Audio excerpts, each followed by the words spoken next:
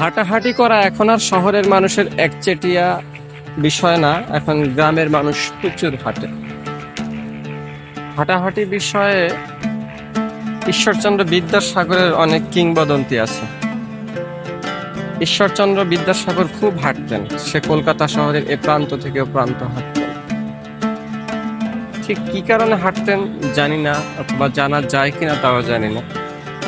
তবে তিনি হাঁটতেন, শহর দেখতেন, শহরের মানুষ দেখতেন। একবার তার এক স্কুলে, সে অনেক স্কুল প্রতিষ্ঠা করছে, অনেক স্কুল। তো একটি স্কুলে সার্কুলার হয়েছে, একটি নিয়োগ হবে। তিনি হেঁটে হেঁটে গেছেন এক টিচারের বাড়িতে। কলকাতা শহর থেকে 20 মাইল বা কিলোমিটার এরকম একটা দূরত্বের জায়গায় গেছেন হেঁটে, ওই টিচারকে বলতে যে আমার স্কুলে সার্কুলার হয়েছে, আপনি আবেদন করুন। এই ছিল তার পার্সোনালিটি। তিনি মানুষকে ভালোবাসতেন, তিনি অনন্য ছিলেন। রবীন্দ্রনাথ তার সম্পর্কে বলেছিলেন,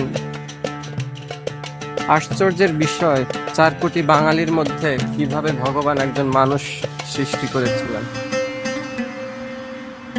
আচ্ছা, হাঁটাহাঁটি বিষয়ে আমার একটা পর্যবেক্ষণ, সেটা হচ্ছে হাঁটাহাঁটি একটা অর্থনৈতিক কারণ আছে।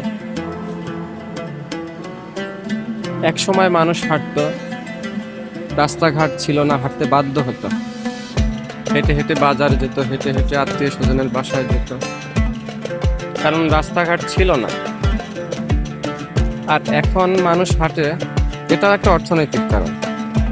মানুষের অর্থনৈতিক অবস্থা ভালো হয়েছে, আর এটা একটা পুঁজিবাদী সমাজ। বিভিন্ন গ্যাজেট পাওয়া যায়, মানুষ সেগুলা কিনে, আর কায়িক পরিশ্রম কমে যায়। যেমন এক সময় ঢেকি ছিল ধান বাঁধার জন্য,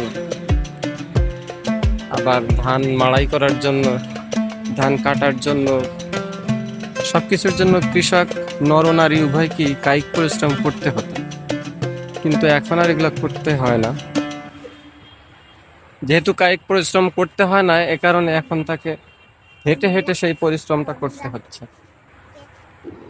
আমি এখানে হাঁটি প্রতিদিন, এখানে হাঁটতে ভালো লাগে।